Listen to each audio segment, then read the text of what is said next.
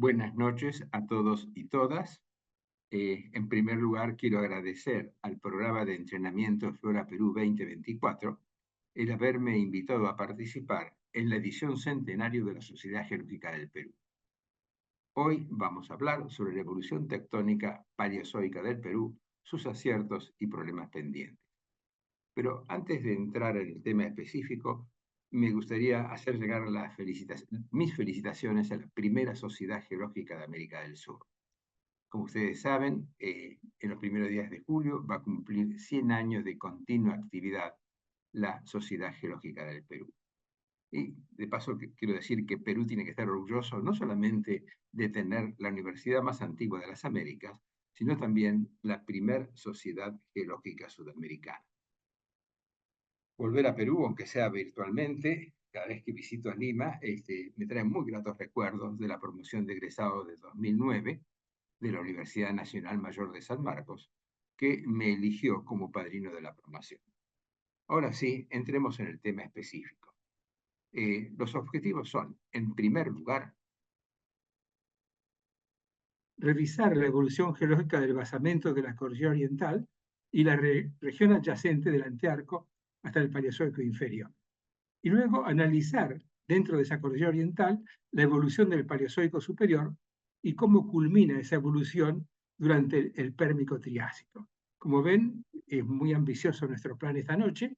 Vamos a hacer 2 módulos de 45 minutos y entre módulo y módulo van a ser bienvenidas si hay alguna pregunta o aclaración que quieran hacer. Empezando con la primera parte, me gustaría mencionar que vamos a hablar de los Andes centrales. Y los Andes centrales tienen una historia muy interesante de acreción de terrenos alóctonos y parautóctonos en el Paleozoico.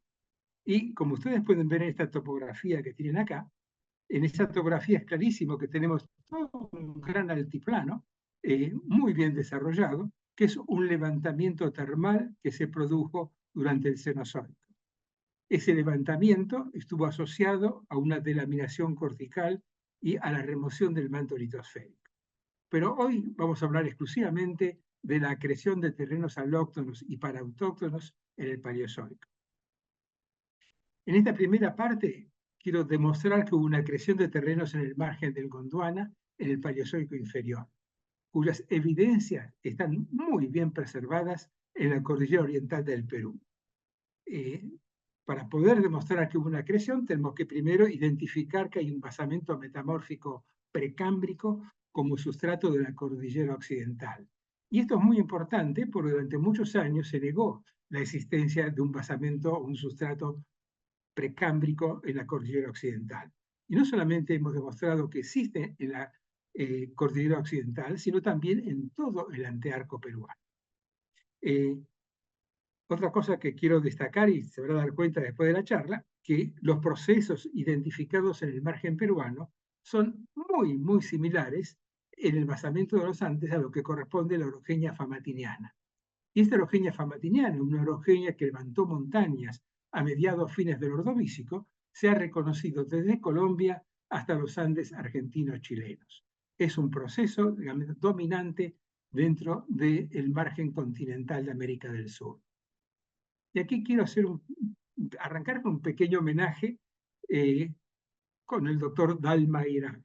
Dalma Iraq fue un profesor francés que trabajó muchos años en Perú, hizo estudios pioneros en la cordillera de Marañón y en la región de Arequipa, y primero trabajó en Perú y tuvo oportunidad, allá por mediados de la década de 70, de visitar las sierras pampeanas, especialmente la zona de Córdoba.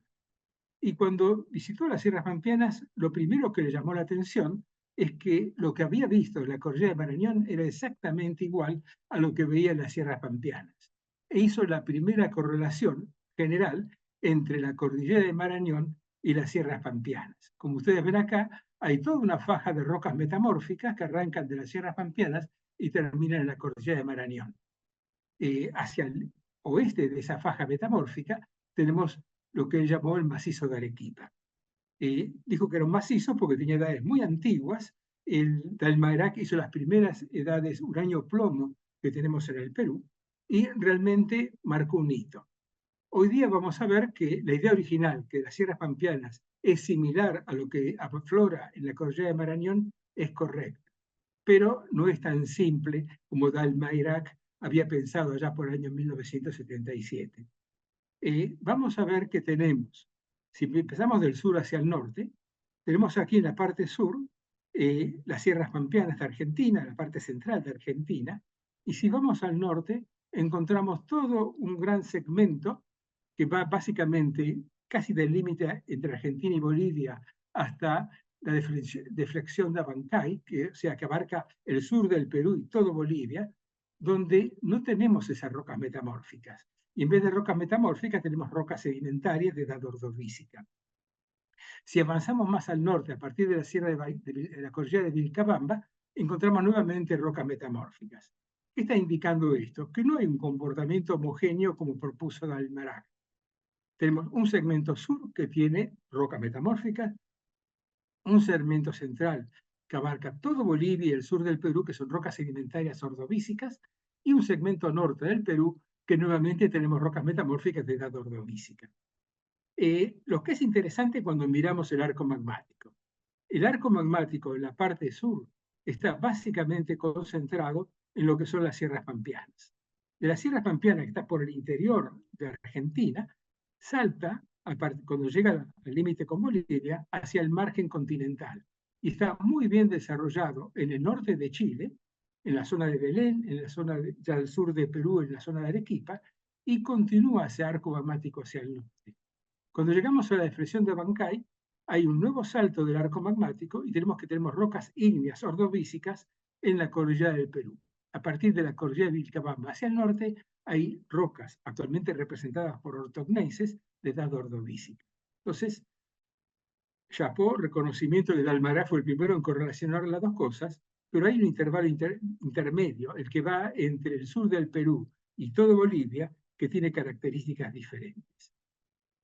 Aquí pueden ver ustedes las rocas metamórficas precámbricas del río Picharí, descritas por Viskovic, que fue el primero en datar esas rocas que dieron edades de 1140, típica edad grembiliana, 1140 millones de años, o sea, mesoproterozoico.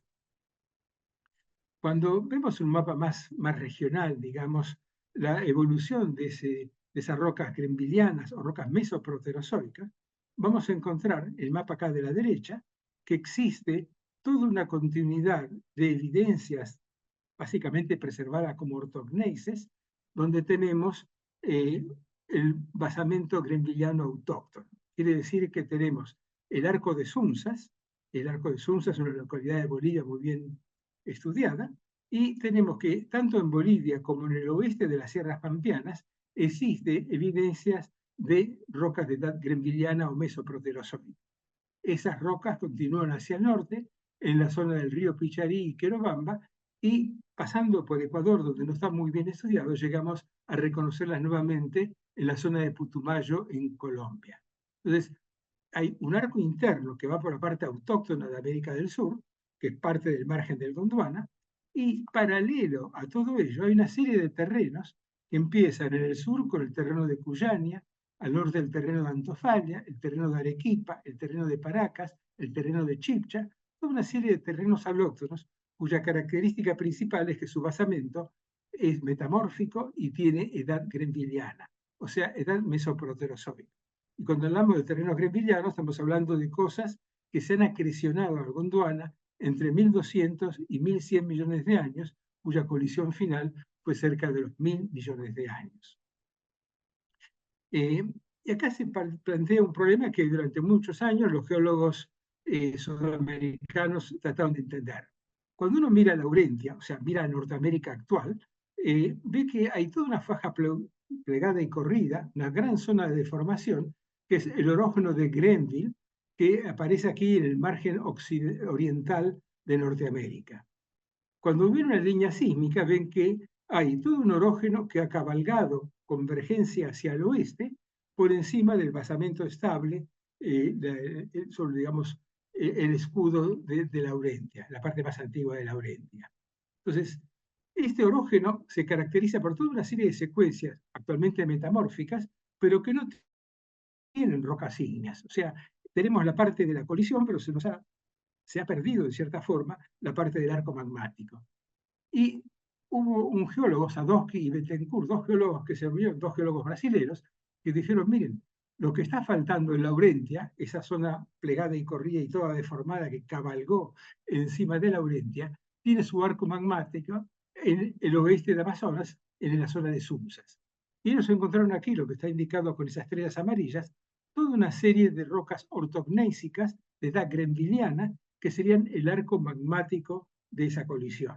Entonces, por eso se habla de orógeno de Grenville, porque por un lado está el arco magmático que quedó en Sudamérica, y por el otro lado están las partes deformadas, la zona de colisión, que se preservó un pedazo de todo ello en la zona oriental de lo que es actualmente Norteamérica. Esta idea original fue muy interesante, fue muy discutida, fue propuesta en 1996, pero encontramos que la realidad era un poco más compleja. Especialmente cuando uno ve el Cerro Uyarani en el norte de Bolivia, muy cercano al límite con Perú, ahí puede ver aflorando ese basamento grenvilliano. Y cuando lo miramos en detalle ese basamento, son ortogneises de alto grado metamórfico, muy similares a lo que aparece en el río Picharí. Yo diría que lo que aparece en Picharí y lo que aparece en Uyarani tienen la misma edad y las mismas fases metamórficas. Entonces, ¿cómo arreglamos este rompecabezas? En primer lugar, decíamos que había una faja de Sunsas, que ven aquí en el mapa de la derecha, toda una faja que va de la parte más oriental de Bolivia, la faja de Sunsas, que hay un arco magmático, que hay rocas metamórficas como en Picharí y otras localidades que tienen edades gremilianas más al norte, que sería el arco magmático autóctono. Lo que ha aparecido en los últimos años a través de los estudios realizados en Arequipa, que en Arequipa también había un arco magmático grenvilliano. Entonces, en vez de tener un solo arco magmático, como postulaba Bettencourt y Sadowski, en realidad tenemos dos arcos magmáticos. Y eso hace que sea un poco más complejo, porque tenemos un arco autóctono y otro arco que se adosó, que colisionó contra el Gondwana. Entonces, ese arco que se colisionó y se adosó al Gondwana es el arco magmático actualmente preservado también como ortogneises de Arequipa-Antofalla. Y aquí vino un estudio muy importante, el estudio que hizo Miriam Mamani. En su tesis doctoral, ella estudió primero la gravimetría, la magnetometría, que tenía la parte sur del Perú y la parte correspondiente de Bolivia, estudió las rocas magmáticas, vio la composición isotópica de esas rocas magmáticas y vio que había un claro límite, justo que coincide, como ustedes pueden ver el mapa de la izquierda, con la deflexión de Abancay. Ella habla de que hay tres grandes dominios, el dominio de Paracas al norte de la deflexión de Abancay, un dominio que aquí lo ven básicamente en rojo, donde está el macizo de Arequipa, y ese macizo de Arequipa hacia el sur pasa al dominio de Antofalla. Entonces, los datos geofísicos y los datos isotópicos nos muestran que hay algo homogéneo, muy bien definido por Mamani, que corresponde realmente al cratón de Arequipa. Cuando hablo de cratón, estoy sumando a lo que es el macizo de Arequipa, más lo que sigue en el subsuelo por debajo de la parte occidental de lo que actualmente es América del Sur. Entonces, importante, Arequipa es parte del cratón de Arequipa, pero ese cratón de Arequipa tiene aquí un límite, como ustedes pueden ver al pie de la cordillera oriental del sur del Perú, que es el límite este de Arequipa. Ese límite este de Arequipa lo defino Miriam Mamani en base a los estudios, como dije anteriormente, geofísicos e isotópicos. Entonces, volvemos de vuelta al mapa original. Existe un sector autóctono, que es un orógeno de Grenville, que es el margen del Gondwana, y a ese margen del Gondwana se adicionaron, colisionaron contra ese margen una serie de bloques como el de Arequipa, Paracas, Antofalla y otros más al sur. Entonces, importante que me gustaría que retenga. Arequipa ha sido acrecionado en el Mesoproterozoico, alrededor de los 1.000 millones de años, a lo que es el Gondwana. Y ese orógeno acrecionado de Arequipa corresponde al orógeno grenvilliano, que quedó una parte preservada al este de Estados Unidos, lo que es actualmente Norteamérica. Entonces, para hacer un resumen de lo que hemos visto hasta ahora, tenemos Amazonia, un arco magmático, el arco magmático de Sunzas, un bloque intermedio, el bloque de Arequipa, que también tiene su arco magmático, y Laurentia, que colisionó con ese arco. Entonces, dos arcos magmáticos, dos suturas, el borde este del cratón de Arequipa, y otra que se preserva, digamos, al este, digamos, ha quedado, digamos, en la parte oceánica de lo que sería el límite entre Laurentia y Arequipa.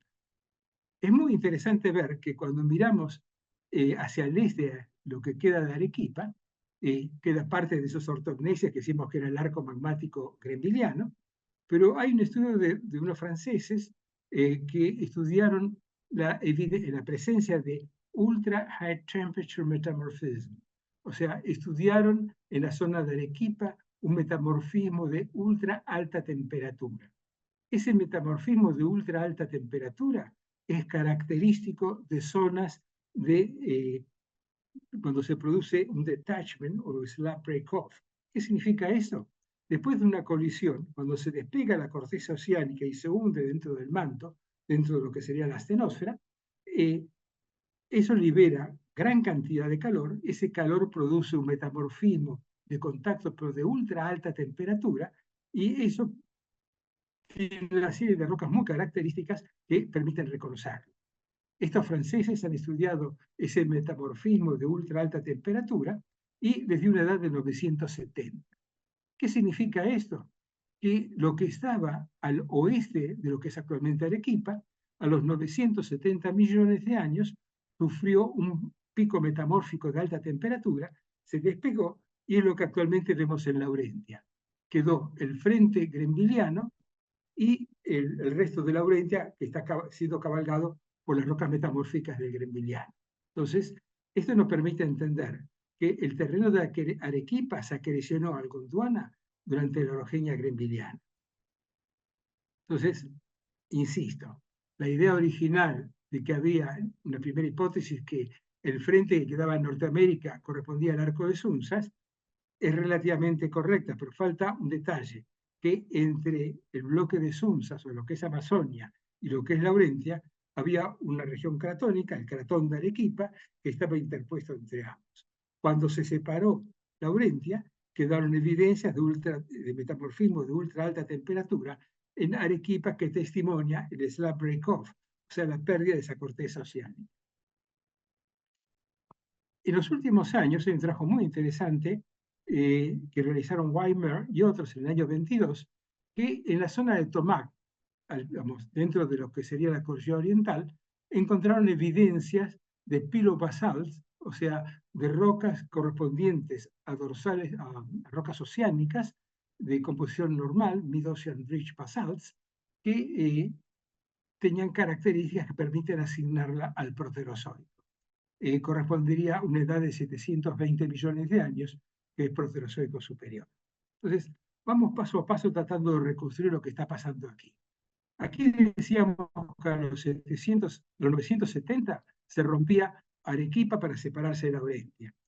Esa rotura produjo finalmente este, este océano, donde aparecen las ofiolitas de Tomac, que está abriéndose entre lo que es Amazonia y ese ribbon, esa franja de terrenos alóctonos acrecionados al mar. ¿Qué significa esto? Que se había acrecionado Arequipa y Paracas en el gremiliano, y a partir de los 1.000 millones de años empieza a romperse, empieza a abrirse, y a los 720 millones de años existe un océano, por lo menos en la parte norte del Perú, que tiene esas características. Esto ha sido muy importante porque se encontró un montón de mineralizaciones asociadas a estas ofiolitas de Tomac que tienen carácter sigmoide, lo que indica que la apertura no fue ortogonal al margen, sino que fue oblicua.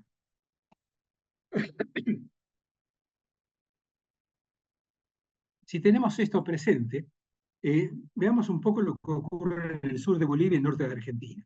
En el sur de Bolivia y el norte de Argentina existe un océano, el océano de Puncoviscana, que sería equivalente a este océano que tenemos de Tomac, la misma edad, que se cerró colisionando a los 540-525 millones de años, justo en el límite entre Bolivia y Argentina.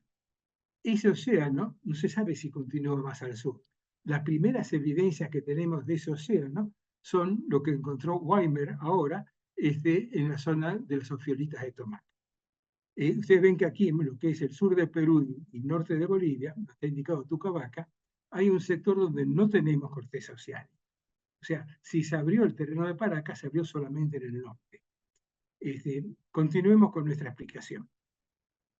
Me gustaría, por lo menos cuando vemos esto, tener presente de que Arequipa es un bloque cratónico que colisionó durante la época gremiliana hace cerca de 1.000 millones de años contra el mar.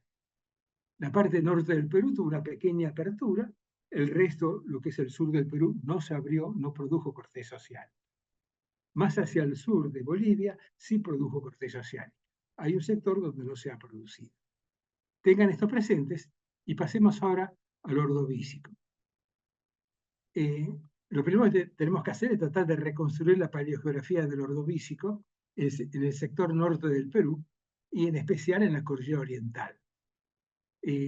Cuando hacemos esto, igual que lo hizo Chiu en su trabajo de 2007, pudo reconstruir la presencia de rocas famatinianas, o sea, ortogneises con edades ordovícicas, en la cordillera de Marañón, en la cordillera oriental. Entonces, vamos a ver primero qué es la orogenia famatiniana, qué es lo que necesitamos para decir estamos en presencia de la orogenia famatiniana, y luego vamos a analizar en detalle qué es lo que pasa en Perú. Habíamos dicho que había 3 segmentos. Vamos a empezar por el segmento sur, que es básicamente el extremo sur de Bolivia y lo que es Argentina, donde realmente está, digamos, están las sierras pampeanas.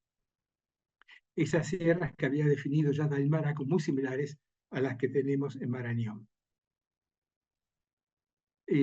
Esas sierras son unas sierras de basamento, llamadas sierras pampeanas, se han producido por la colisión de una serie de bloques, bloques alóctonos o parautóctonos. Estos bloques, ¿por qué decimos que se han acrecionado? Porque lo que tienen ustedes aquí marcado en rojo son fajas de rocas ofiolíticas. Hay rocas ultramáficas, rocas piroblavas, gabros, diques en diques, todas unas secuencias muy completas que permiten decir que lo que es parte de las sierras pampeanas no era parte, por ejemplo, en este caso de Cuyaña, o no era parte de Chileña. Estos bloques continentales están separados por rocas oceánicas. Aquí ven la parte superior de ese complejo, que son piroblavas. Lo que tiene extraordinario ese terreno de Cuyaña, que ustedes ven aquí en el medio, es que tiene trilobites. Y esos trilobites corresponden al Olenellus, que es un típico trilobite de Laurentia. Este trilobite se conoce exclusivamente en Laurentia y tenemos que llegar, digamos, al bloque de Cuyaña para encontrar relictos de Olenellus, muy abundantes en la precordillera argentina, que indican que este bloque perteneció realmente a Laurentia. Entonces, aquí tienen la precordillera, son las secuencias carbonáticas ilustradas en el mapa de la izquierda, y aquí tienen el desarrollo de Cuyaña. Entonces, este bloque de la precordillera con esos carbonatos tiene Olenellus típicamente laurentianos. Y eso plantea un problema muy similar al de Marañón. Cuando miramos ese terreno de Cuyaña, hacia la parte oriental, hacia el este, tiene un arco magmático, rocas de un arco magmático, que es el arco magmático famatiniano. Ese arco famatiniano está a 650 kilómetros del margen. Es imposible cruzar el margen pacífico para producir ese arco magmático famatiniano. Y estamos seguros de que está separado lo que es el terreno de Cuyaña de lo que son el resto de las sierras pampeanas por la presencia de estas piroblavas ordovícicas, de estos gabros y estos cumulatos de gabros interestrificados con anfibolitas. Hay numerosos estudios sobre estas ofiolitas, han hecho estudios de su edad y han demostrado que son ordovícicas y están separando lo que es las sierras pampeanas de lo que es el terreno de Cuyaña. Ese terreno de Cuyaña, a su vez, cuando se colisionó, antes de colisionar contra el Gondwana, produjo un arco magmático. Ese arco magmático tiene numerosos estudios, numerosas dataciones que han permitido ver que van entre 490 y 465 o 70 millones de años. Su característica isotópica indica que es un arco magmático, y esto permitió definir la existencia en el sistema de Famatina de un arco magmático ordovícico muy bien datado, muy bien caracterizado desde el punto de vista isotópico. Y ese arco magmático ordovícico se preserva como ortogneisses. Son rocas metamórficas de mediano a alto grado que tienen edades que van entre 490 y 470 millones de años. Aquí ven las características químicas del arco, ven los discriminadores tectónicos que indican que es un típico arco magmático, y eso está separado del resto del continente por una faja de altísima deformación. Estos ortogneisses están muy deformados, hay toda una franja de formación muy importante que indica que han sido corridos, como dicen los gringos, top to the west, ha sido corrido del este hacia el oeste. Y eso está indicando que la solución original inclinaba, inclinaba hacia el este. Esto no solamente se constató desde el punto de vista superficial, sino que los estudios de tomografía sísmica muestran que este sector de las sierras pampeanas y de Cuyaña y de la parte chileña son bloques independientes con características geofísicas muy distintivas. Tienen velocidades sísmicas diferentes, tienen edades diferentes, tienen un comportamiento hacia la tomografía sísmica perfectamente detectable que nos permite verificar que tanto Cuyaña como Famatina, como el resto del cratón del Río de la Plata, eran bloques continentales diferentes. Entonces, muy rápidamente, este bloque de Cuyaña, que decimos que es alóctono, que es un bloque greenvilliano que chocó en el Ordovícico con el resto del Gondwana, tiene faunas de Laurentia que vienen de Norteamérica, tiene datos paleoclimáticos, que ese bloque, las calizas, indica fauna tropical y arrecife, y todo lo que rodea, igual que lo que ocurre en el sur del Perú, todo Bolivia y norte de Argentina, en ese momento eran depósitos glaciarios. Quiere decir que llegó algo exótico, algo de los trópicos, que colisionó, casi se puede decir, a latitudes subpolares. Está marginado por fajas de fioritas, tiene características geoquímicas propias, tiene una asignatura isotópica propia. Los datos paleomagnéticos también demuestran que es alóctono, que no pertenece al Gondwana, y hay toda otra serie de características que permiten decir que este bloque de Cuyaña es un terreno originado en la bahía de las Huachitas, en Texas, en lo que fue Laurentia, en el Cámbrico temprano, y que colisionó con el Gondwana en el Ordovícico medio. Puse mucho énfasis en esto porque vamos a ver que es una historia bastante similar a lo que ocurre en la cordillera de Marañón. Sistema de Famatina sería el arco magmático ordovícico, representado como ortogneses, y este bloque sería un bloque alóctono que colisionó contra el margen de Gondwana. Aquí pueden ver el desarrollo de este sistema de Famatina como la parte más occidental de lo que serían las sierras pampeanas. Volvamos a nuestro problema y tratemos de caernos de vuelta en Perú. Tenemos entonces las sierras pampeanas, como ven en el mapa de la derecha, aquí en el sur de Argentina, o también se puede ver acá el mapa de la izquierda, que es la localidad típica del orógeno famatiniano. Cuando vamos a Bolivia y el sur del Perú, desaparece el arco magmático famatiniano. Ya no está a lo largo de esa franja que había definido Dalmarac. Y lo volvemos a reencontrar cuando lleguemos al norte del Perú y que se continúa por Ecuador hasta Colombia. Quiere decir que hay todo un arco magmático continuo que se interrumpe a la altura del sur del Perú y de Bolivia. Entonces, ¿qué está indicando eso? Esa interrupción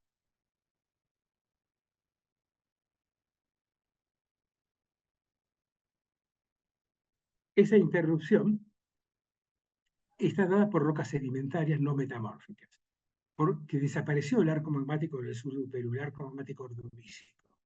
Y ese arco magmático desapareció, lo encontramos como remanentes, como ortogneses, en el cratón de Arequipa. ¿Qué significa eso? Que tenemos un arco que venía por el centro de Argentina y el centro de Bolivia, desaparece, está en el norte de Chile, continúa por el macizo de Arequipa, desaparece en la deflexión de Abancay y vuelve a estar en la parte interna, en la cordillera de Marañón, y de ahí se continúa por Ecuador hasta el resto de Colombia. Entonces, hay algo muy interesante que ocurre al norte y al sur de la deflexión de Abancay. Entonces, aquí podemos ver ese sector del altiplano sur del Perú y de Bolivia, donde solo hay rocas sedimentarias, no existe el arco magmático. El arco magmático tenemos que ir a buscarlo al macizo de Arequipa y a la zona de Belén, en el norte de Chile. Ya de los trabajos de Samper sabemos que ese arco magmático desapareció y en su lugar tenemos una cuenca de trazar. O sea, tenemos en el Ordovícico el arco magmático en el Cratón de Arequipa, detrás del arco, o sea, en la parte del trasarco, tenemos una cuenca sedimentaria, es una cuenca extensional, donde hay grandes espesores de depósitos ordovícicos que han reactivado la antigua sutura grenviliana y que han producido una gran cuenca muy bien desarrollada en todo Bolivia y que se preserva en sectores del sur del Perú. Entonces, en ese segmento intermedio que habíamos definido acá, no existe un arco magmático en la parte interna, el arco magmático está en la parte externa. Eso, en los últimos años, se ha completado con los estudios que realizaron Hodgkin y otros en el año 2021, donde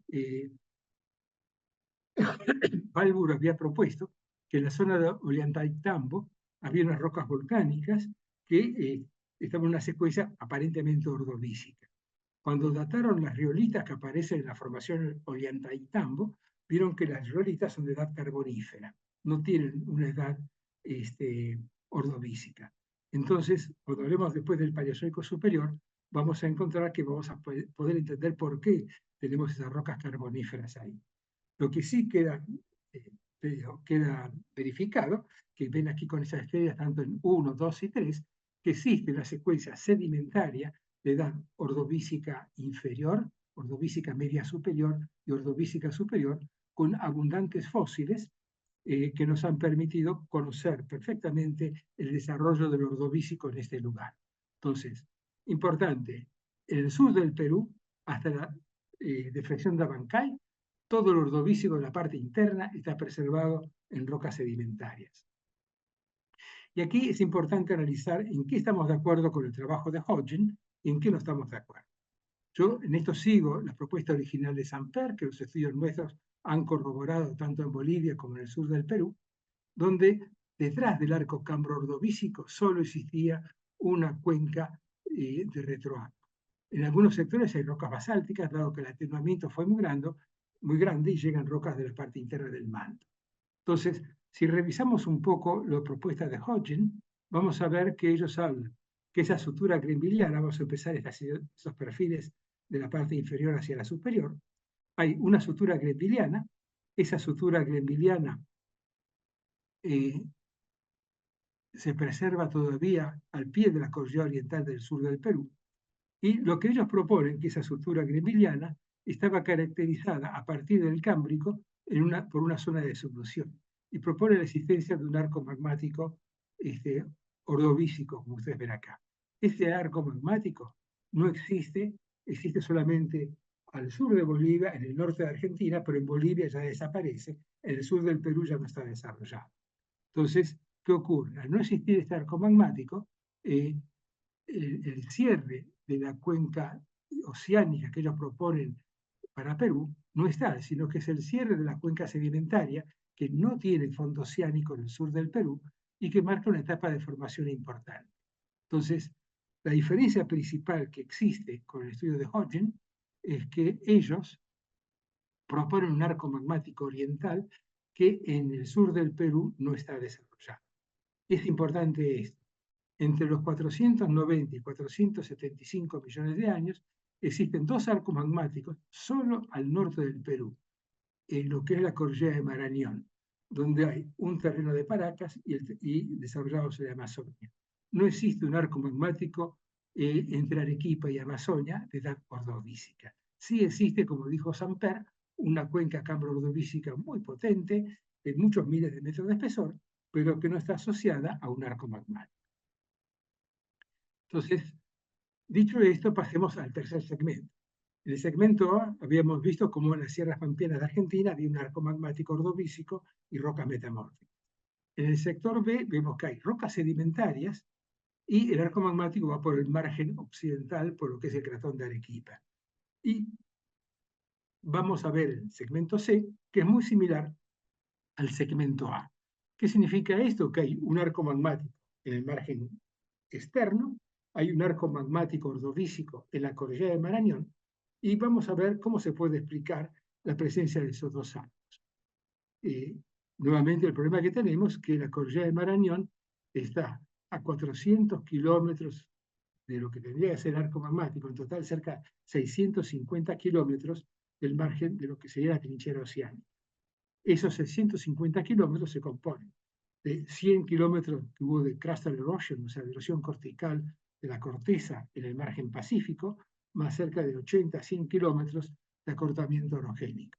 Si hacemos una reconstrucción palimpástica, Marañón está por lejos, mucho más lejos de los 650 kilómetros de lo que era la trinchera oceánica. Entonces, ¿cómo podemos explicar que haya un arco magmático a 650 kilómetros de una trinchera oceánica? Y aquí tenemos que recurrir a la tesis de Chu.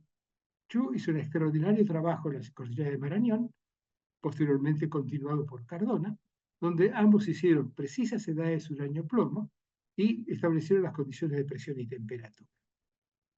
A los que no conozcan el trabajo de Chu, se lo recomiendo. Chu está en 2007, que es de importancia para entender lo que pasa en la cordillera oriental del Perú. Hizo excelentes dataciones, las dataciones van entre 490 y 465 millones de años, edades muy, muy similares, casi idénticas a las que tenemos en el sistema de Famatina. Eso lo notó Chu en el año 2007 y dijo, la cordillera de Marañón es parte del arco magmático famatiniano. 100% de acuerdo, coincidimos con Chu en eso, coincidimos con la propuesta original de Tal Marak, la cordillera de Marañón es un arco magmático famatiniano. Estos circones son típicamente idiomorfos, corresponden a arcos magmáticos, no hay ninguna duda que estamos en presencia de un arco magmático. Entonces, ¿cómo lo explica eso Chu? Él dice, la primera explicación que encontró es que, bueno, eso ocurre porque por debajo de la cordillera occidental no hay un arco magmático. O sea, por debajo de la cordillera occidental tenemos rocas oceánicas, no tenemos rocas precámbricas, no hay rocas ciálicas, y al no haber rocas ciálicas, él propone que por debajo de la cordillera occidental actualmente, en esta reconstrucción paleográfica que hace, es que tenemos arco magmático, están esos círculos rojos, de edades, como dijimos anteriormente, de 470, 440 y más jóvenes, que son similares a lo que aparece en la cordillera de Marañón. Y para explicar eso, su hipótesis número uno es lo que los gringos llaman la Free World Hypothesis, que es la hipótesis del margen libre. Es decir, que el margen de Perú, o sea, lo que sería la cordillera occidental y el antearco, era corteza oceánica, no había nada en ese lugar. Entonces, eso permite que el arco magmático de Marañón, si no existía la cordillera occidental y eran rocas oceánicas, podía ser tranquilamente explicado por una solución de Pantalacia, lo que sería actualmente el margen pacífico, por debajo de la cordillera de Marañón. Esta hipótesis es válida siempre y cuando sean rocas oceánicas los que están por debajo de la cordillera occidental y de la zona del antearco. Vamos a ver que eso no es válido, no es correcto, y vamos a ver por qué. Entonces, hipótesis 1, que era un margen libre con corteza oceánica muy cercano al pie de la cordillera de Marañón. Esto se inició también en el mismo año 2007 en un simposio del Programa Internacional de la Litósfera, en el cual organizamos en Lima, y tengo que mencionar y destacar que en ese simposio, el primero en mencionar que la hipótesis de Chu tenía algunos problemas fue José Macharé. Él dijo, miren, en la cordillera de las hormigas, o sea, en el antearco del Perú, hay rocas metamórficas de alto grado. Y lo mismo ocurre en el Pozo Ballena, al norte, porque hay un viejo libro sobre la placa de Nazca del año 1981, donde ya en aquella época habían constatado que en las islas de las hormigas había ortogneses de alto grado metamórfico, igual que en el subsuelo de la cuenca de Salaverry. Entonces se decía, bueno, en el antearco por lo menos no existe corteza oceánica, o sea, hay rocas evidentemente corresponden a rocas ciánicas. Esto coincide con lo que Hatcherton en el año 84 llamó el Paracas High. O sea, el antearco tiene un alto, una dorsal, que es el Paracas High, que tiene rocas metamórficas. Interesante que en una de mis visitas que yo hice al, al Museo de Historia Natural de la Universidad de San Marcos. Pasé a ver el museo, había un viejito muy simpático, no me acuerdo el nombre, estoy hablando de 2005 por ahí, y ese viejito me hizo una visita guiada muy interesante en el Museo de Historia Natural. Y llegamos a las colecciones de Raimondi. Mi primera sorpresa cuando vi las colecciones de Raimondi, que había numerosas evidencias de rocas, eh, ¿cómo puedo decir? Rocas ofiolíticas preservadas en el museo. Y cuando le pregunto a este viejito de dónde eran esas rocas, dijo, mire, son de la zona de Huánuco. En la zona de Huánuco hay toda una faja de estas rocas. Entonces, qué caray, estamos en evidencia de la presencia de rocas ofiolíticas al pie de la cordillera oriental. Y eso estaría casi limitando lo que sería el dominio de Paracas del dominio de la cordillera oriental. Y justo ese mismo año, en mayo de 2007, en un Congreso Internacional de Exploradores y Prospectores del Instituto de Ingenieros de Minas del Perú, hizo la presentación un experto, como es el profesor Ricardo Castroviejo Bolívar, sobre los complejos ofiolíticos en Iberoamérica.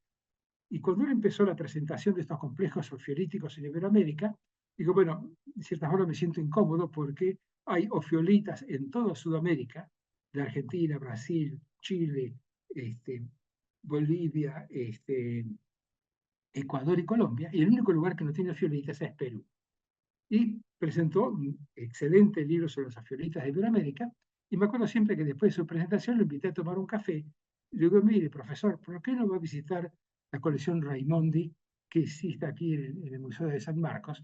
Y se va a sorprender de las hermosas ofiolitas preservadas en la región de Huánuco.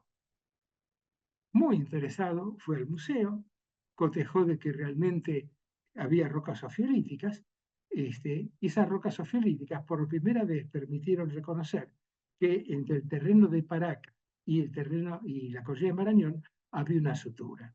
Y esa sutura explica que está separando dos bloques continentales de diferentes características. Estas rocas que inicialmente fueron descritas y quedaron en forma inédita por Raimondi, fueron publicadas en la Geología del Perú, un trabajo de varios tomos, donde describe precisamente esas fajas máficas y ultramáficas en la región de Huánuco. Infelizmente hay un trabajo de Grandín del año 77 que lo describe también en la región de Tarma, que fue muy poco conocido.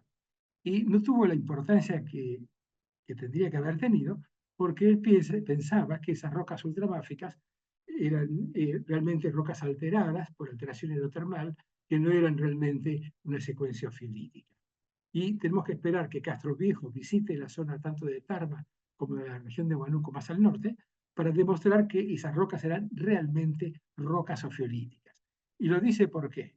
Porque hizo análisis isotópicos, hizo análisis geoquímicos, y Castroviejo pudo demostrar, igual que los estudios de Fallo, uno de sus colegas, que estas rocas pertenecían a rocas oceánicas. Y hay un trabajo que es poco conocido, y que yo siempre insisto en el trabajo de Rodríguez et al., publicado en un congreso peruano. Rodríguez et al.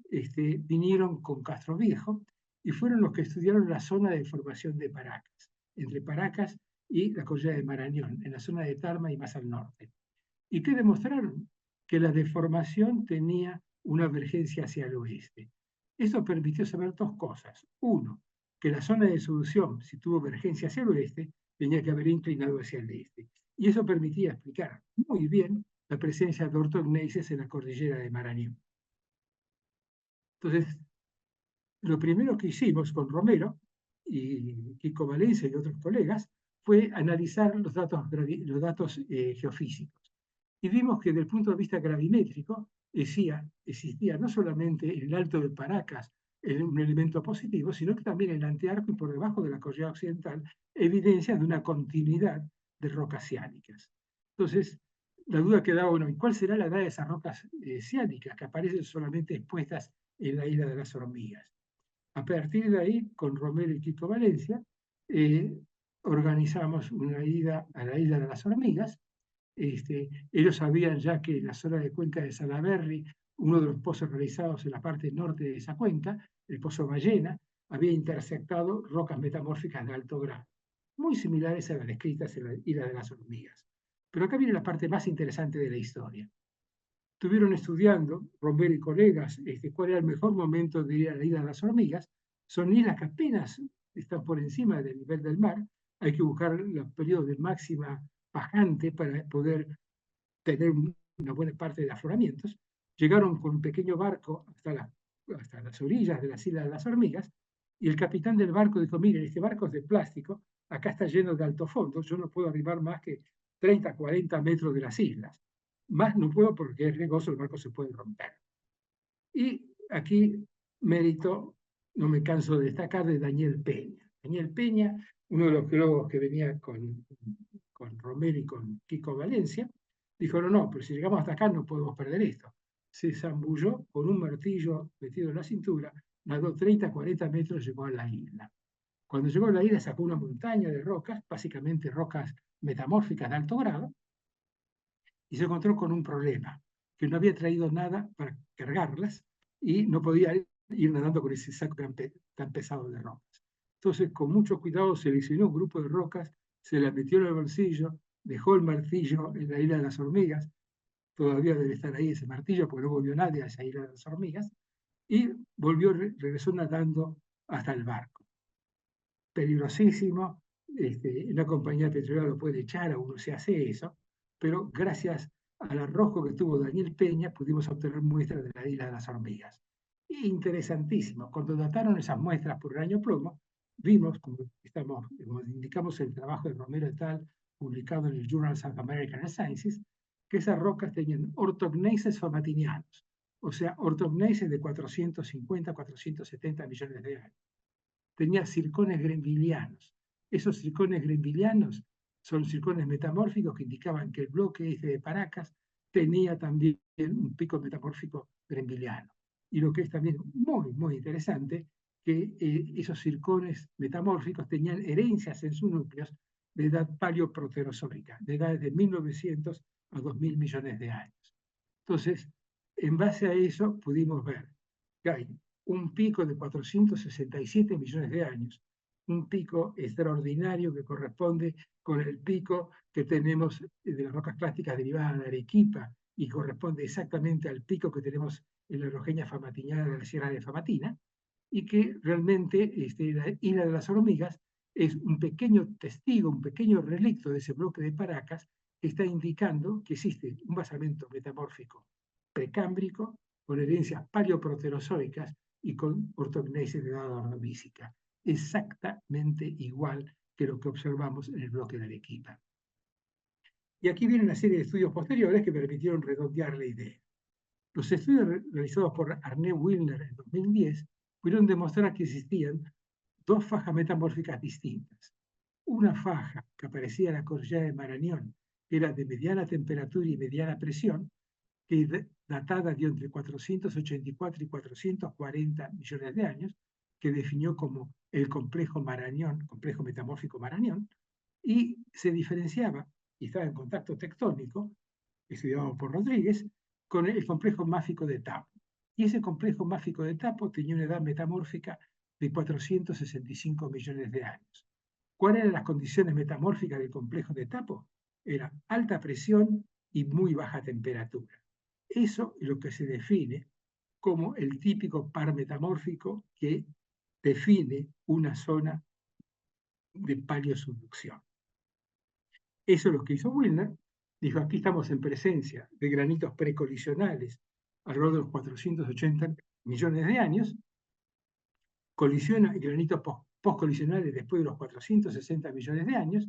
Las dataciones corroboraron esas edades, y mérito de Arne Wilner, geólogo alemán, que logró reunir todos los datos anteriores y unificadamente proponer que el bloque de Paracas es un pedazo de corteza continental que colisionó contra la Amazonia alrededor de los 465 millones de años, y que hay toda una faja de alta presión y baja temperatura con rocas ofiolíticas que están marcando el límite entre lo que es el bloque de Paracas y lo que sería el resto de Amazonia.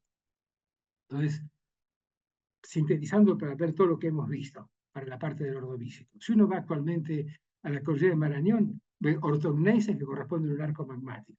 Toda una zona de formación, convergencia hacia el este, una gran falla y por debajo lo que sería el terreno de Paracas. La parte autóctona de Gondwana corresponde a lo que sería el cratón de Amazonia. Si reconstruimos su historia, vamos a ver que sobre Amazonia existió un arco magmático.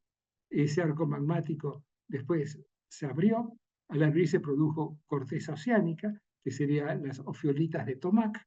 Esas ofiolitas de Tomac que habíamos hablado antes, cuando se cerraron, produjo un arco magmático que Weimer define como el arco de Bijus o Bijus, no sé cómo se pronuncia, con granitas, con metadioritas foliadas de 471 millones de años, típicas rocas flamatinianas, que se desarrollaron entre los 485 y 465 millones de años. Con esto terminamos de cerrar la evolución del terreno de Paracas contra ese margen de Amazonia. Entonces, acá tenemos el arco magmático, acá tenemos el ordovícico medio de la colisión, 465, 460 millones de años, y después toda una serie de picos metamórficos, actividad posterior, post-tectónica, que llega hasta los 440 millones de años. Entonces, podemos finalmente decir que en la cordillera de Marañón, en la cordillera oriental norte del Perú, tenemos un arco metamórfico representado por gneises, que sería un arco magmático ordovícico, y que ese arco magmático ordovícico es característico de todo el margen pacífico. La diferencia que tenemos es que aquí en el norte del Perú tenemos ofiolitas que están separando esas rocas ortognésicas de lo que es el resto del terreno de Paracas. Y sobre el terreno de Paracas también tenemos evidencias de la existencia de otro arco magmático más externo. Entonces, me gustaría cerrar esta primera parte de lo que hemos visto hasta ahora con un pequeño resumen de qué es lo que hemos visto. Primero, Eldridge Moore, un famoso tectonista, especialista en ofiolitas de la Universidad de California, muerto recientemente, dijo, para saber si tenemos un terreno alóctono, parautóctono, lo que sea, un terreno adosado a una región cratónica, tenemos que ver si cumple con una serie de requisitos. Cumpliendo con 2 o más de estos requisitos, estamos seguros que es un terreno alóctono. ¿Qué dijo Eldridge Moore? La primera condición que tiene que haber una faja de ofiolitas. Si existe una faja de ofiolitas es condición suficiente. Además de eso, dijo que tiene que haber fajas plegadas y corridas que involucran los depósitos de los márgenes pasivos. Eso no lo tenemos en Paracas, por lo menos preservado. Datos paleomagnéticos discrepantes no existen todavía datos. Habría que hacer estudios paleomagnéticos a la isla de las hormigas. Datos de sísmica de erupción profunda no existen tampoco. Cinturones metamórficos apareados, aplauso, sí existen, son los que estudió Wellner. Un metamorfismo de mediana temperatura y mediana presión apareado con un metamorfismo de alta presión y baja temperatura. Arcos transversales alejados de los márgenes. Cuando tenemos arcos magmáticos alejados de los márgenes. Chapeau, cumple con ese requisito. Diferencias faunísticas, no, pues está todo en fase metamórfica. Límite entre provincias radimétricas del basamento, posiblemente, pero no está estudiado. Anomalías gravimétricas de escala continental, posiblemente, pero no está suficientemente estudiado. Discontinuidades estructurales y zonas de cizalla, muy posiblemente, vamos a ver después cuando hablemos del Paleozoico superior, estas pueden existir. Complejos de subducción o melange, sí señores, es lo que aparece tanto en la isla de los hormigas y continúa en la parte oriental de Norteamérica. Entonces, con estas 4 características podemos definir que el terreno de Paracas es realmente un terreno alóctono que colisionó contra el margen de Amazonia durante el Ordovícico medio superior. Entonces, esto que ocurre en el norte del Perú es muy diferente al sur del Perú, es muy diferente a lo que ocurre en Argentina. No vamos a hablar de esto, solo mencionar que esa evolución pamatiñana hacia el sur es diferente. Aquí vemos entonces cómo ese arco magmático entra a la parte argentina, que tiene una evolución diferente al sur del Perú y a lo que sería el resto del altiplano boliviano. La tercera parte que quiero hablar es la paleografía del Paleozoico superior. Y vamos a arrancar con la región de los Amotapes, por eso interrumpí esa pregunta que vamos a desarrollar ahora. que corresponde al sector norte del Perú, casi con el límite con Ecuador y continúa todavía por Ecuador. Esto nos va a permitir entender la complejidad de la orogenia de los gondwanis, que está relacionada en este segmento con la colisión del terreno de Tahuín. Primero se describirán los criterios que han permitido su identificación en las rocas metamórficas a ambos lados del Golfo de Guayaquil. Y aquí quiero aclarar que cuando hablamos de la orogenia de los gondwanis, a pesar que es más joven, es mucho más compleja, hay un montón de alternativas y no es tan directa o tan simple como la orogenia famatiniana. Y parte de esa complejidad la vamos a ver ahora cuando hablemos de los amotapes. En primer lugar, hay toda una serie de perforaciones que hicieron las compañías petroleras, y en el fondo oceánico de esas perforaciones encontraron rocas que tenían picos metamórficos de 257, 273, 259, que tenían rocas ígneas, también de edad paleozoica superior, y que últimamente, eso todavía no está publicado, me lo dijo Kiko Valencia, tenían circones heredados de 2.000 millones de años. Quiere decir que, en sentido amplio, en esta parte norte del Perú, justo al sur del Golfo de Guayaquil, tenemos características relativamente similares a las que veíamos en el bloque de Paracas. ¿Qué es lo que es diferente? El evento metamórfico muy importante que se registra a los 257 millones de años. Existe un magmatismo de arco del orden de 275, 270 millones de años, y después un metamorfismo, posiblemente asociado a la acreción del bloque de Tahuín al margen continental. Aquí esto se lo saqué al trabajo de Cardona. Cardona hizo un excelente estudio, no solamente de las características metamórficas de estas rocas. Acá tenemos dos tipos de rocas diferentes.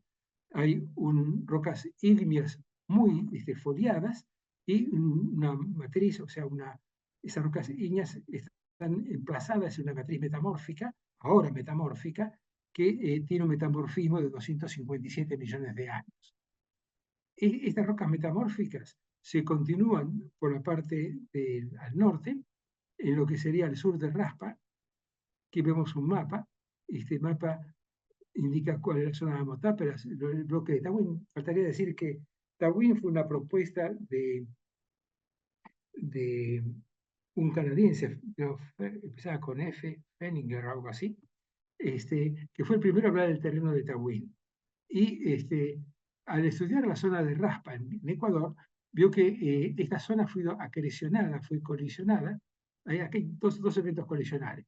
Primero, lo que es Raspa, hay rocas ofiolíticas que corresponden al Cretácico superior, Cretácico inferior, que fueron 132 millones de años, Cretácico inferior, que fue emplazada sobre el terreno de Tahuín.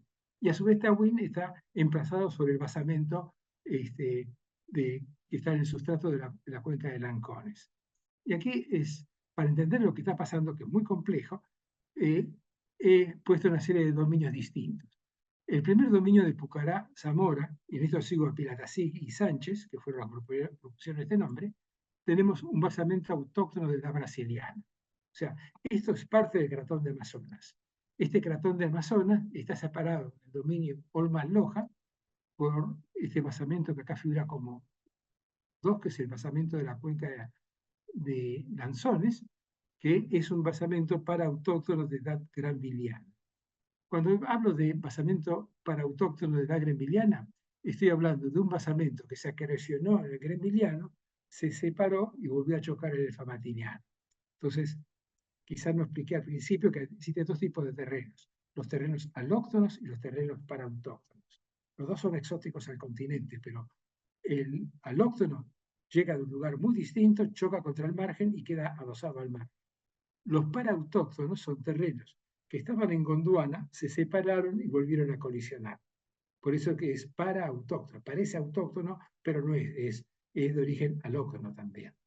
El basamento de la cuenca de Lanzones es un basamento de edad granviliana. Sería lo que, continuando hacia el sur, corresponde al terreno de Paracas. Entonces ven aquí la primera diferencia. Lo que es el basamento de Paracas, que sería el basamento de la cuenca de Lancones, es un basamento granviliano con remanentes de un arco magmático ordovícico, que aquí en la parte norte tiene se ha colisionado, tiene adosado el terreno de Tawin. Y en la parte del dominio Olmos-Loja, sería el basamento metamórfico famatiniano. Digo esto porque cuando uno va a Loja, en el sur de Ecuador, hay evidencias de rocas metamórficas que están separadas por una faja fiolítica hacia el oeste. Eso me lo dijo Víctor Benavides hace muchos años atrás, que él, continuando por esa faja de fiolitas, entró en Ecuador y de Lojas hacia el oeste había nuevamente restos de rocas ofiolíticas. Entonces uno podría decir, el dominio Olmos-Loja es parte del arco famatiniano. Entonces, ese dominio es el basamento brasiliano, o sea, el basamento de Amazonia, reactivado por las colisiones famatinianas del bloque de Paracas contra el Gondwana. Y 4, finalmente, este último, es el que registra rocas metamórficas de edad neopaleozoica. Entonces, rápidamente haciendo un sumario de esta zona, tenemos una parte autóctona que es 1 y 3, una parte alóctona que es 2, que corresponde al terreno de Paracas, que chocó contra el margen, y después la última colisión, el terreno de Tawin, que sería el 4. Esto está basado básicamente en lo que dijo Fenninger, lo que dijo eh, Cardona, y la última síntesis que hicieron Pilatassi y Sánchez. Les recomiendo que lean el trabajo de Cardona, que para mí es el que mejor explica las características de ese basamento y cuáles son los ortogneises o las rocas ígneas metamorfizadas que hay en ese lugar. Entonces, este es el nombre que me faltaba.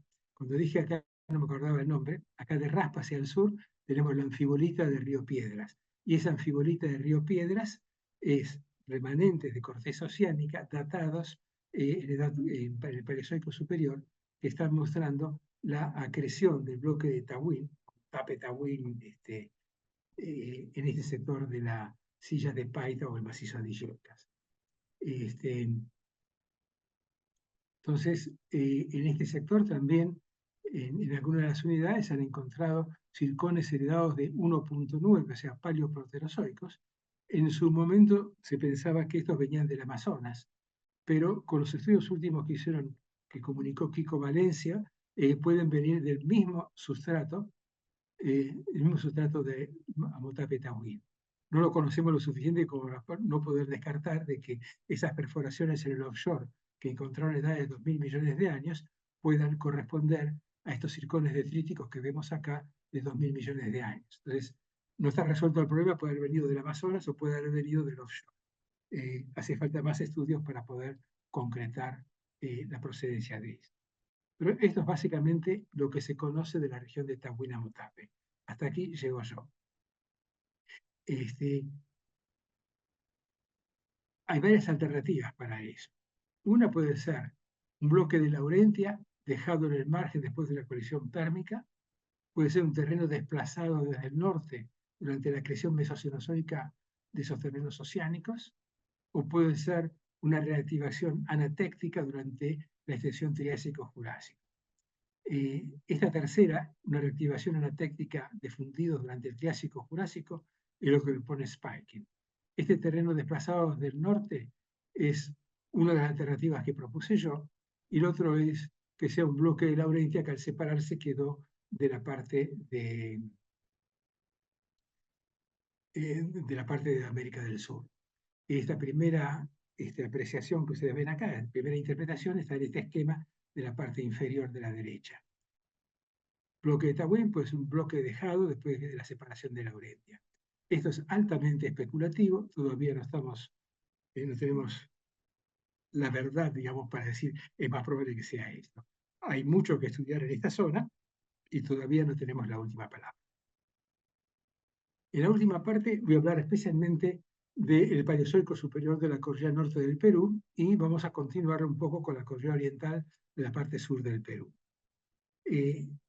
Lo que quiero es tratar de entender qué tipo de orogenia tenemos acá, porque tenemos metamorfismo neopaleozoico, tenemos cuerpos intrusivos asociados, esos cuerpos intrusivos asociados son características de arco magmático, parte de esos cuerpos intrusivos asociados están metamorfizados y parte de ellos no están metamorfizados.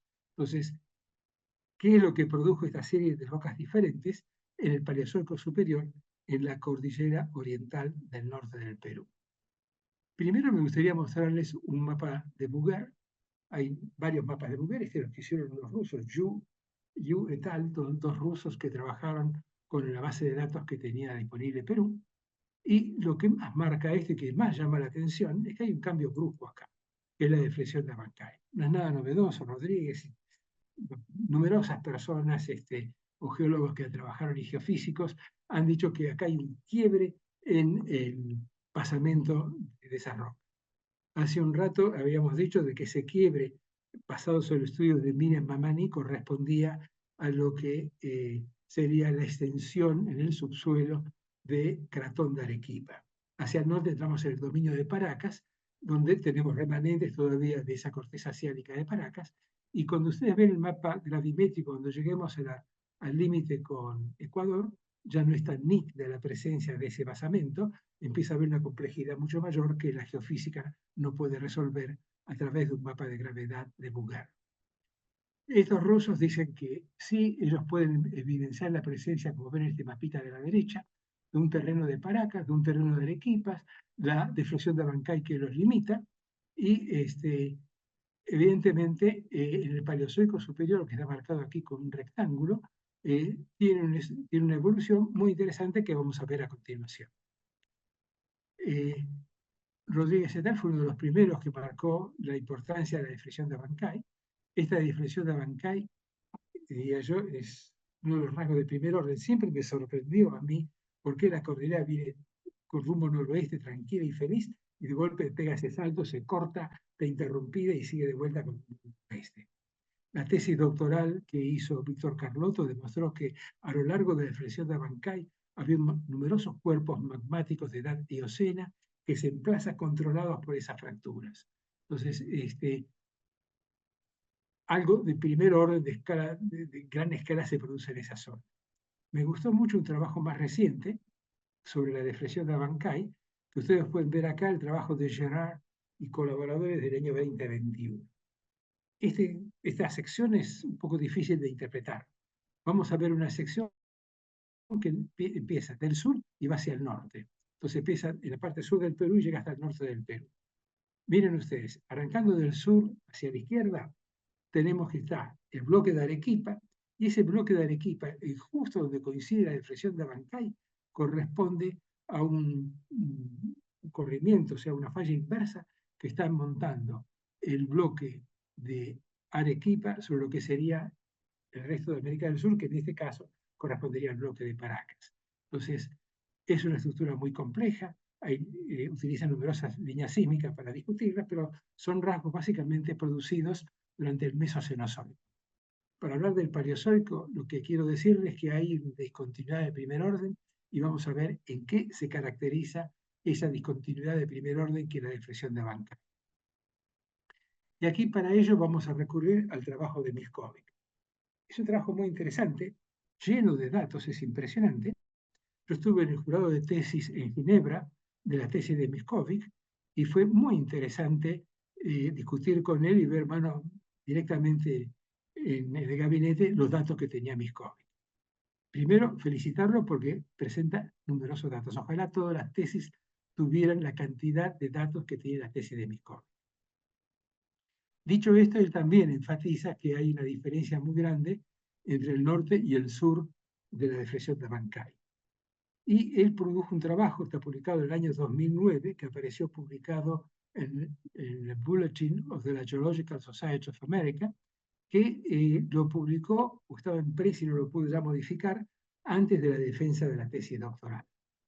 Una de las críticas que recibió la tesis doctoral de Miskovic fue que él hablaba de los granitos del Paleozoico superior en el sector más oriental, y uno de los miembros del jurado que experimenta, no me recuerdo en este momento el nombre, tendría que averiguar cuál era el los jurados de la tesis, yo era uno de ellos, pero había dos más. Este petrólogo decía: Miskovic, las rocas que usted tiene son granitos, sienitas, y no tiene la típica secuencia de gabro, tonalita, diorita, granodiorita, granito. O sea, la secuencia que usted está mostrando de la parte más oriental no tiene la característica de un arco magmático. Parece ser que corresponden a un sistema extensional de intraplaca que produjo esas rocas poco diferenciadas, muy distintas, a la que sí están en el frente occidental de la cordillera del Marañón. Entonces, en esa discusión quedaron identificadas dos secuencias, una en el sector occidental, que era típicamente de arco magmático, y una detrás del arco, o sea, detrás de ese arco, la más oriental, que correspondía principalmente a rocas de intraplaca, y esas rocas de intraplaca aparentemente son las que tienen mayor relación con la gran cantidad de venas y de yacimientos que se conocen en la zona de Patás. Entonces, ahí tiene una reconstrucción paleográfica del Cámbrico superior, pero no digo nada de esto, vamos a avanzar un poco más y después volvemos a esa interpretación. Esto para mostrarles la cantidad de datos que tiene. Son datos por él aportados y datos compilados en trabajo de terceros, pero se puede decir que hay una gran cantidad de datos dominantemente del Paleozoico superior que están preservados a ambos lados y en la parte central de la cordillera del Marañón. Y estos datos no se interrumpen en la deflexión de Bancay, continúan después de la deflexión de Bancay en la cordillera oriental, en la parte sur del Perú. Pero hay que decir una cosa muy importante. Cuando uno empieza a mirar esa gran cantidad de datos, ve que hay dos grupos distintos. Los más antiguos, los que son carboníferos pérmicos inferiores, están del lado más occidental. Y lo que predomina del sector oriental son pérmico superior, algunos triásicos, y básicamente son más jóvenes que los que están en el lado occidental. Cuando uno baja hacia el sur, cuando llega al sur de la depresión de Abancay, en este sector que ustedes ven acá, infelizmente la flecha no me anda muy bien, la parte sur de la depresión de Abancay en la cordillera oriental, predominan rocas de composición ácida. O sea, en la parte norte tenemos tonalitas, con algunas con foliación metamórfica, granodioritas, dioritas y granitos. En la parte sur son básicamente granitos, sienitas y muchas reolitas. O sea, en un lado en el lado sur es dominantemente ácido, en el lado norte es mesosilícico con toda la secuencia típica tonalita, granito, de otra secuencia más oriental, que es más bien de intraplaca, poco diferenciada, que es dominantemente granítica. Aquí ven las edades, hizo edades en el Laboratorio de Geología de Ginebra, muy buena, de primera calidad. Hizo estudio isotópico también de primera calidad, donde puede reconocer perfectamente graníticos típicos de un ambiente de arco, de granitos que son mucho más dispersos, que tienen una distribución no tan característica de un arco magmático. Entonces, aquí ven ustedes un ploteo de todas las edades disponibles del Paleozoico superior, y esto es muy interesante, porque muestra que hay un pico de edad carbonífero pérmica, que son los típicos granitos, el que aparece el más antiguo que aparece a la derecha, que son los típicos granitoides que corresponden al arco magmático. Después tenemos un momento de deformación y surgen otra serie de granitoides que están agrupados con un pico en el Permo-Triásico. Entonces, ¿qué es lo que está indicando ese histograma? Que existe una población homogénea, típica de un arco magmático, que pasa por un periodo de formación y un magmatismo permotriásico postcolisional, o no sería correcto decir postcolisional, postdeformación, que son dominantemente no diferenciados y que corresponden realmente a una secuencia de intraplaca. No vamos a hablar del Triásico superior y el Jurásico inferior, porque los próximos días ya van a tocar ese tópico. Entonces, acá sí volvería para atrás y volvería a ver la paleografía que propuso Miscovich. Ustedes ven acá que tienen el Cámbrico superior de 485 a 500 millones de años. Él básicamente aquí se está refiriendo a lo que sería post-famatiniano. Y miren ustedes esto, van a ver que él pone Laurentia separado de lo que sería Amazonia, y en el medio de los dos el Iapetus.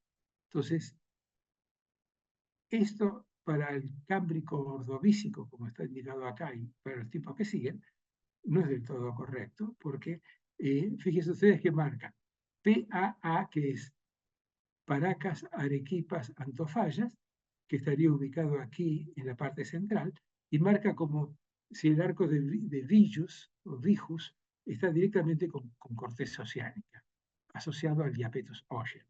No es tal, hay rocas metamórficas, precámbricas, en contacto tectónico con las rocas de la cordillera oriental, que es lo que hemos visto en la parte anterior. Entonces, pequeña deficiencia, que el arco de Iapetus no es continuo y que se meta, digamos, en la parte norte del Perú. Otra cosa más que quiero destacar es esto que viene aquí. Él aquí, para explicar que el magmatismo entra hasta casi por detrás de la cordillera de Marañón, habla de flat slab subduction. Ustedes ven aquí que pone en lo que es el pensilvaniano, o sea, el carbonífero superior entre 310 y 315 millones de años, un flat slab subduction para explicar que el arco magmático está muy lejos de la trinchera oceánica. Primer problema, cuando tenemos flat slab subduction, no se produce un arco magmático. Cuando tenemos flat slab subduction, no hay magmatismo. Cuando tenemos flat slab subduction, cesa el magmatismo y solamente reaparece cuando se empieza a empinar la placa y empieza a haber nuevamente inyección de material caliente altamente con altas temperaturas que funde la corteza y forma las típicas secuencias post-deformacionales, post-orogénicas de composición riolítica. Entonces, pequeña síntesis de lo que hemos visto hasta ahora. Chapeau, muy buenos datos, muy buena presentación de los datos, pero la interpretación de pensar que estamos en presencia de un flat slab subduction no es del todo correcta, porque si hay flat slab subduction no podríamos explicar los granitos del carbonífero superior. En pocos minutos vamos a ver cuáles son esos granitos. Entonces, si avanzamos un poco más,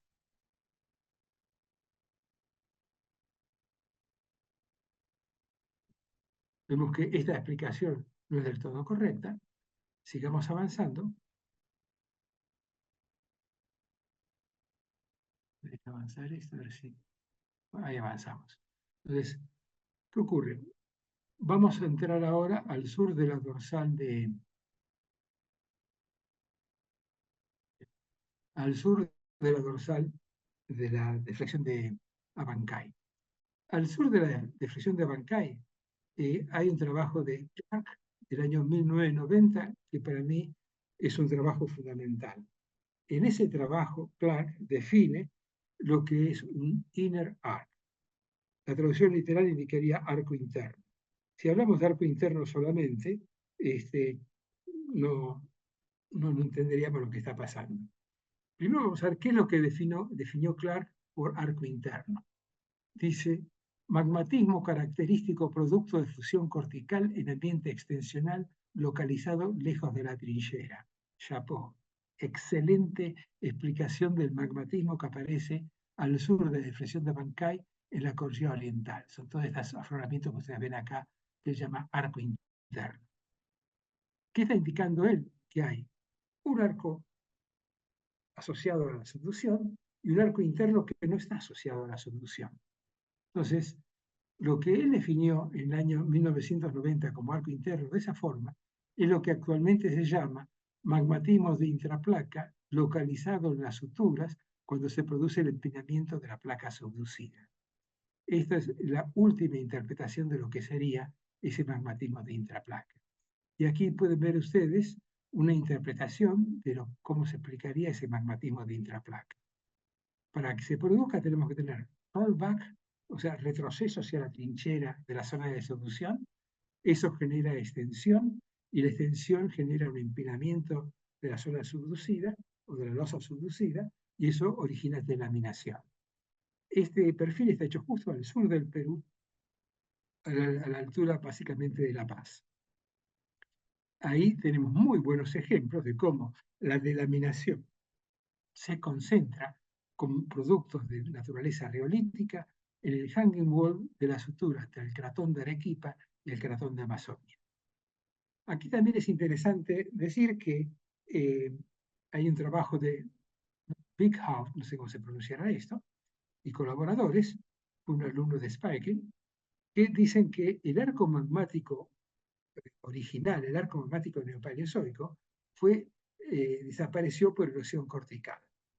Ustedes tengan que tener presente que varios geofísicos, oceanógrafos, que han dicho que el margen del Perú están faltando entre 100 y 110 kilómetros del margen continental, que fue producto de la erosión cortical por subducción.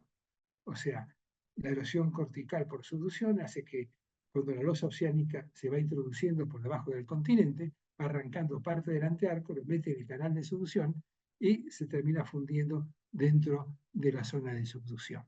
Entonces, lo que dice aquí Bickhout es que el arco real, el arco interno, el arco realmente magmático, desapareció por erosión cortical. Y lo único que se preservó es el arco interno, que no es realmente un arco, es una zona de intraplaca dominada por la extensión que produce esas características. Aquí tenemos numerosas edades. De estas numerosas edades que presenta el trabajo de Reisman, un alumno creo que de Heinrich Balburg, muestra que a 700 kilómetros de la trinchera hay una gran cantidad de magmatismo que aparece en la cordillera oriental, en la cordillera de Carabaya. En esa cordillera de Carabaya tenemos grandes masas riolíticas, masas graníticas, rocas dominantemente ácidas que están constituyendo ese arco interno. A medida que nos empezamos a aproximar a la depresión de Abancay, empieza a aparecer rocas granodioríticas, dioritas y granitos, que son más típicas de un magmatismo de arco. Entonces, podemos ver una primera diferenciación. El arco magmático que venía por el borde occidental de la cordillera de Marañón, que llega básicamente a este nudo de lo que sería la zona de Cusco, donde tenemos también evidencias de esas rocas pérmicas, rocas carboníferas también, como hemos visto en la parte anterior, y empieza a aparecer un predominio de riolitas. En el gráfico anterior hemos visto que algunas rocas que se pensaban que tenían edad ordovícica en la formación del Antambo, en realidad son de edad carbonífera inferior, son riolitas que corresponden al arco interno, a este famoso arco que aparece en la cordillera de Carabaya. Si seguimos un poco más hacia adelante, vamos a ver entonces que tenemos numerosas evidencias de ese arco magmático y de esas rocas riolíticas muy bien preservadas.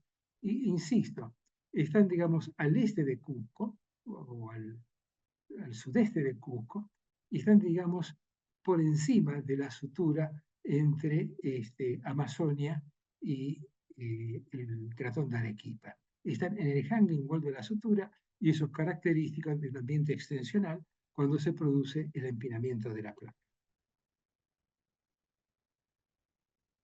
A ver si puedo, ¿no?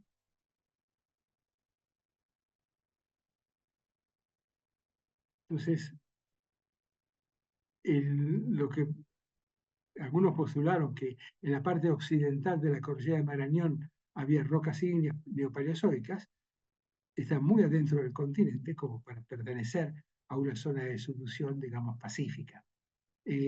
Parte de ellas, las más orientales, perdón, las más occidentales pertenecen al arco magmático y las más orientales sería la continuidad de un ambiente extensional.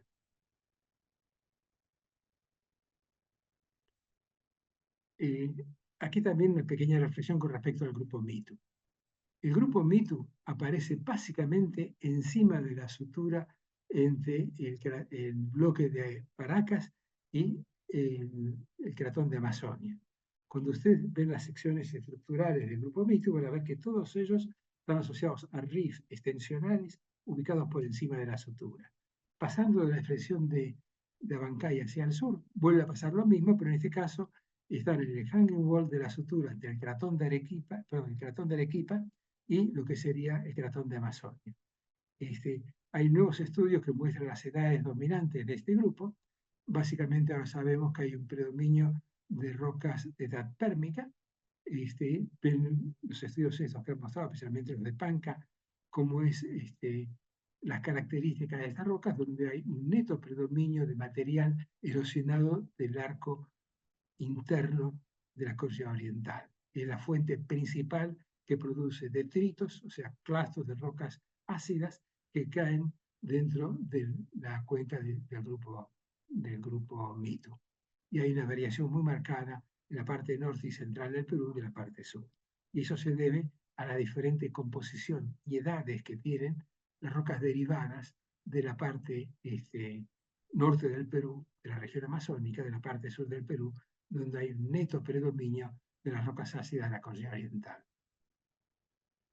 Entonces, nuevamente pongo énfasis en la importancia que tiene la depresión de Abancay.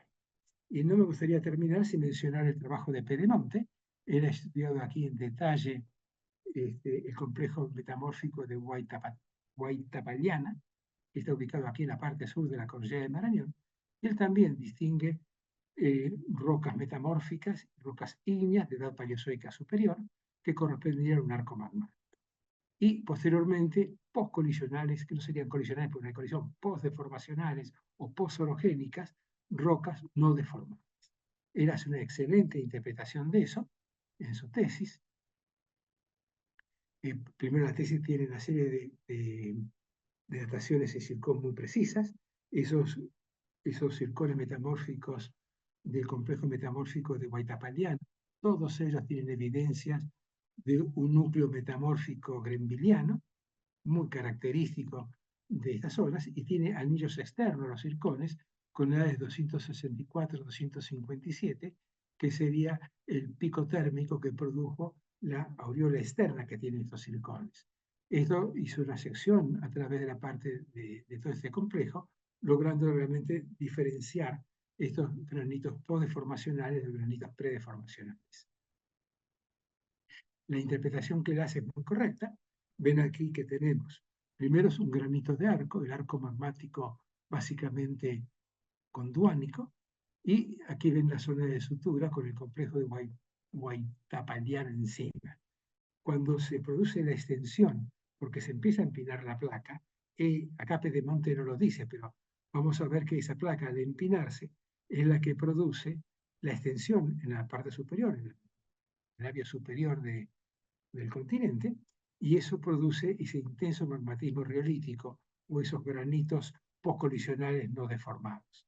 Entonces, nuevamente tenemos un arco magmático asociado a la subducción, un empinamiento de la placa, y ese empinamiento de la placa produce la extensión generalizada y las rocas riolíticas de la parte superior. No sé si acá estoy buscando, me está faltando algo de un gráfico que puse de la doctora Mamani, que no lo veo, voy a ver si lo encuentro.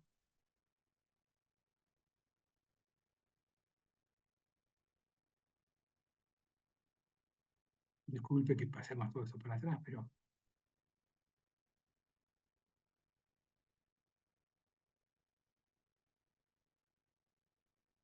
no. Infelizmente no lo puse en la presentación. Mamani estudió muy bien ese problema en su tesis doctoral, y Miriam Mamani fue la primera en decir que en el sur del Perú tenemos como característica principal el empinamiento de la placa, y ese empinamiento de la placa produce un importante magmatismo de intraplaca. Eso mismo que Mamani lo propuso para el Cenozoico, es lo que observa a través de sus datos Pedemonte, y que con una pequeña modificación es lo que puse yo aquí para interpretar lo que estaba ocurriendo. Arco magmático, solución normal, carbonífero hasta el pérmico inferior, a partir del pérmico superior, y durante el Triásico, empinamiento de la placa, delaminación cortical, formación del arco externo, el arco interno. Entonces, me gustaría analizar brevemente, para terminar, los mecanismos posibles que describe Pedemonte para ver cuáles son los correctos y cuáles no. Él dice que para explicar lo que está ocurriendo ahí, habría que hablar de una solución de flat slab.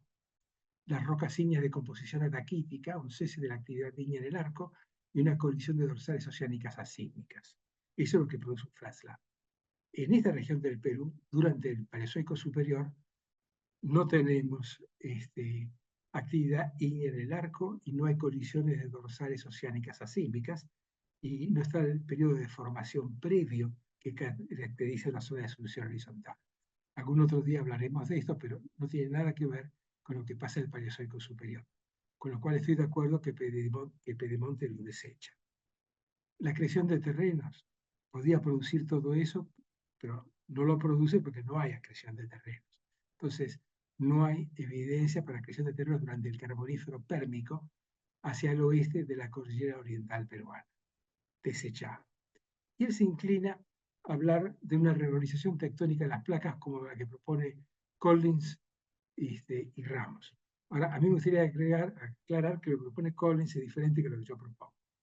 Entonces, vamos a hablar qué es lo que propone Collins y qué es lo que yo propongo. Collins define orógenos de avance y de retroceso.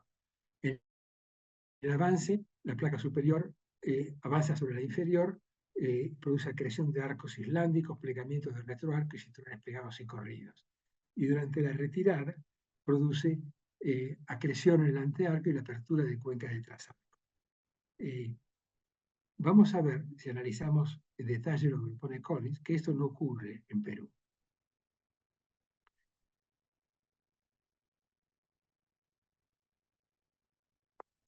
Lo que ocurre en Perú, y es muy importante tenerlo presente, después vamos a discutir lo de Collins. La tectónica paleozoica, así como la mesozoica, está controlada por variaciones en el movimiento absoluto de la placa sudamericana. O sea, aquí no intervienen arcos de islas, no se cierran cuencas oceánicas, no pasa nada de lo que dice Collins. Lo que dice Collins realmente funciona en el Pacífico occidental, allá en la zona de Indonesia, y esa parte de ahí, la parte australiana, más al norte, es donde funciona la propuesta de Collins. La existencia de colisiones como la del terreno alóctono de Arequipa en el Paleozoico medio y el terreno parautóctono de Paracas en el Ordovícico son controles de primer orden del metamorfismo, pero que no ocurren en el Paleozoico superior. Un leve empinamiento del ángulo de subducción en el Pérmico superior Triásico produce extensión a fines del Paleozoico y el emplazamiento de cuerpos intrusivos. Y la deflexión de Abancay es fundamental para entender lo que ocurre. Entonces, ahí caemos a lo que hablaba Collins. ¿Qué dice Collins? Hay retrocesos y avances. Vamos a ver, partimos de la parte izquierda superior, donde él dice, hay subducción, hay un arco islámico con producción de corteza oceánica. Nada de eso ocurre en Perú, en el Paleozoico superior. Él dice, cuando empieza a haber un avance, o sea, la placa superior empieza a avanzar sobre la corteza oceánica, que es el estado 1, el stage 1, él dice que se produce deformación y terminan siendo exhumados en la etapa 2. Y la etapa 2 caracteriza una solución de tipo flat subduction. Entonces, la flat subduction es la responsable de que aparezca el arco islámico en superficie y la gran zona de deformación. Y luego, la etapa 3 es el retroceso, vuelve a producir el arco islámico y toda la extensión detrás del arco. Esto no se cumple en Perú porque no tenemos arcos islámicos, no hay cabalgamiento de rocas oceánicas encima del arco magmático, y las fajas de deformación no son de este tipo. O sea, evidentemente eso no ocurre en Perú. ¿Y qué es lo que ocurre en Perú? Algo mucho más sencillo, más simple, que sí cumple con la ley de la parsimonia.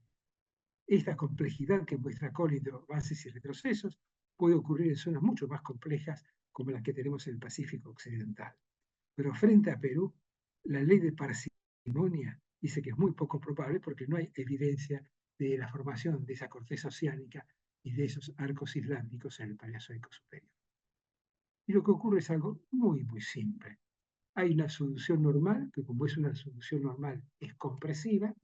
Esa solución normal compresiva, si cambia el movimiento de la placa superior, el movimiento absoluto, puede pasar a un ambiente extensional. Ese ambiente extensional tiene convergencia, pero como la placa superior va en sentido contrario, ustedes ven que aquí la placa superior a la izquierda está desplazándose hacia el arco, aquí la placa superior a la derecha está desplazándose hacia afuera del arco, eso produce un empinamiento de la placa. Entonces tenemos subducción con compresión y subducción extensional. Y para tener eso no hace falta grandes desplazamientos o cambios como los que propone Collins. Pequeños cambios en la velocidad absoluta, que si les puedo mostrar un histograma, van a ver que hay grandes variaciones en ese histograma de la velocidad de convergencia en la zona de subducción. Pequeñas caídas de la velocidad de convergencia que están asociadas a cambio en movimiento absoluto pueden producir periodos extensionales. Y esas pequeñas variaciones en la curva de divagación polar explican lo que tenemos como régimen tectónico a partir del Pérmico superior y que continúa en el Triásico con la formación de Pangea.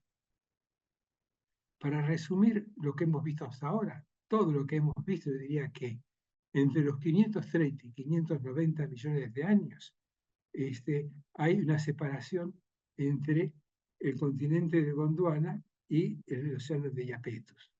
A partir de los 585, esto produce extensión y cuencas de intraplaca. A partir de esa edad, a partir de los 590, cambia la dirección de convergencia, hay movimiento absoluto con compresión y colisiones. Cuando el continente va para atrás, todos los terrenos se despegan. Cuando el continente de Gondwana va hacia el Pacífico, choca y vuelve a juntar a todos los continentes.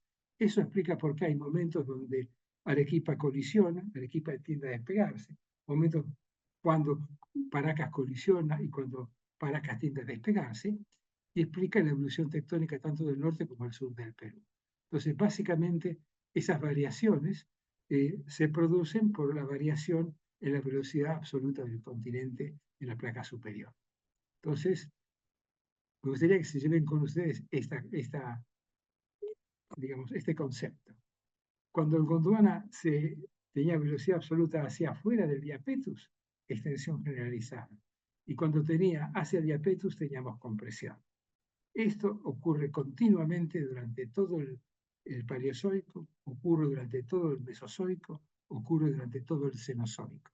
O sea, tenemos movimientos o pequeñas, digamos, cuando tenemos una compresión hablamos de una fase diastrófica, fase quechua. Y entre la fase quechua y la incaica tenemos extensión. ¿Y esa extensión qué es? Pequeñas variaciones en el movimiento absoluto. Entonces, esas son responsables realmente de la variación que tenemos en los continentes, en el margen pacífico. Para terminar, me gustaría decirle que existen dos zoológenos brembelianos, el Sunsas autóctono en la parte interna, que está muy bien desarrollado en Bolivia y en la cordillera oriental del Perú, y un Sunsas externo, que se preserva, un zoológeno brembeliano externo, que está preservado en los terrenos acrecionados al margen peruano.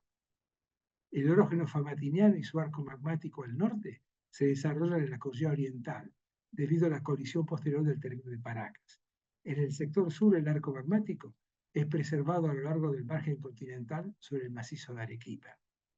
Y aquí en la parte final es el orógeno de los gondwánides presenta aún problemas para su reconstrucción paleotectónica. Al norte podría corresponder con un arco magmático característico, típico, normal, mientras que al sur podría haberlo habido, pero se ha preservado, y lo único que se preservó es lo que llamaba Clark el arco interno, el inner arc de origen extensional. Gran parte de lo que dije hoy, casi el 80% de lo que dije, lo pueden leer en esta Petroleum Basin Hydrocarbon Potential de Andes of Peru en Bolivia, donde en el primer capítulo de este libro que hemos editado hay un trabajo que habla acerca de terrain accretion and delamination de Central Andes. O sea, acreción de terrenos y delaminación en los Andes centrales está muy detalladamente explicado gran parte de lo que dije. Y para la parte de Arequipa les recomiendo este otro trabajo, que es The Basement of Central Andes and the Arequipa Related to Rates. Este está publicado en el Naval Review of Earth and Planetary Science, y este es un APG memoir de la Asociación Americana de Geólogos Petroleros. Y si quieren volver a ver con más detalle parte de lo que dijo, les recomiendo que vean estos videos sobre Perú, que los pueden encontrar en mi canal de YouTube. Ponen Víctor Ramos canal de YouTube y tienen acceso a numerosas charlas que he dado en Perú con mayores detalles sobre diferentes puntos de la geología paleozoica, mesozoica y cenozoica del Perú. Y básicamente esto es lo que quería decirle. Muchas gracias y aquí dejo